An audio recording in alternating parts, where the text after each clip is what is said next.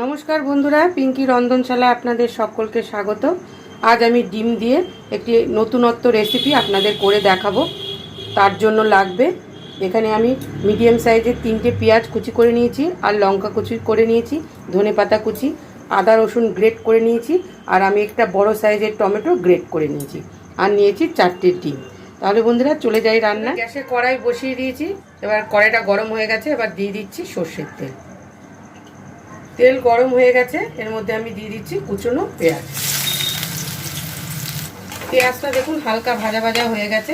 এর মধ্যে আমি কুচিয়ে রাখা কাঁচা লঙ্কাগুলোকে দিয়ে দেবো।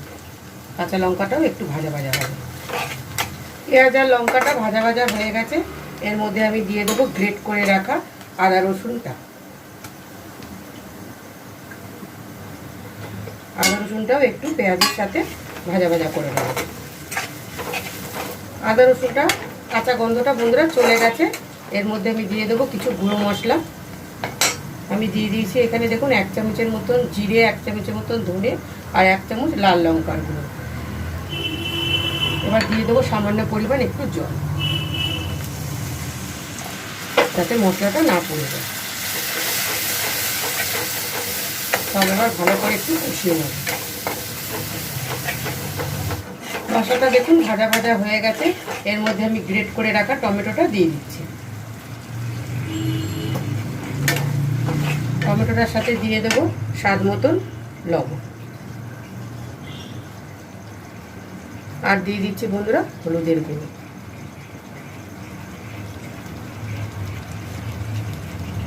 টমেটোটাকে দিয়েও একটু ভালো করে কষে নেব। দেখুন বন্ধুরা মশলাটা থেকে কিন্তু তেল ছেড়ে দিয়েছে। মশলাটা আমার ভালোভাবে কষানো হয়ে গেছে। এর মধ্যে দিয়ে দেবো আমি পরিমাণ মতন জল, আর ঝোলটাকে আমি ফুটতে দেবো।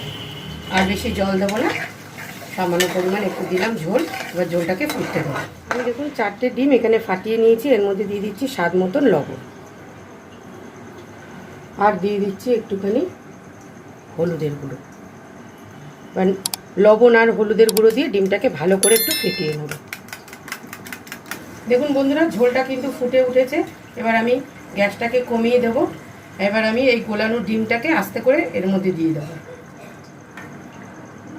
আমি এখন নাড়বো না, আমি একটুখানি 2-3 মিনিটের জন্য এইভাবেই আমি এখন হালকা গ্যাসে একটু ফুটতে দেবো। দেখুন 1-1.5 মিনিটের মতন হয়ে গেছে, ডিমটা একটুখানি সেদ্ধ মতন হয়ে গেছে। এবার আমি হালকা হাতে এটাকে নেড়ে দেবো।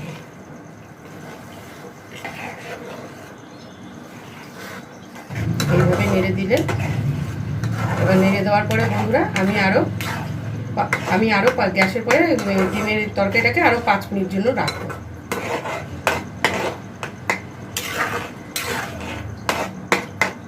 ফিরে আসছি 5 মিনিট পর। ঢাকা চাপাটা খুলে দিলাম বন্ধুরা। ডিমের থেকে তেল ছেড়ে দিয়েছে। আমি এর মধ্যে দিয়ে দিচ্ছি একটু শাহি গরম মশলা, আর দিয়ে দিলাম কুচনো ধনেপাতা। ধনেপাতা দিয়েও ভালো করে এবার নাড়াচাড়া করে নেব।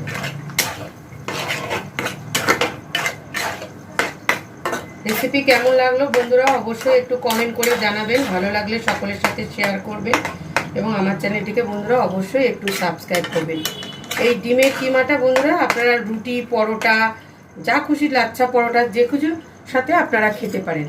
এটাকে গার্নিশ করার জন্য আমি এখানে একটা সেদ্ধ ডিম নিয়ে নিয়েছি। এই ডিমটাকে এর মধ্যে দিয়ে দেবো। এটা দিতেও পারা যায়, নাও দিলেও হয়।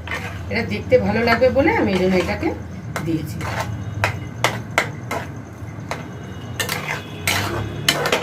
এবার আমি ডিমের কিমাটাকে সার্ভ করে নেব।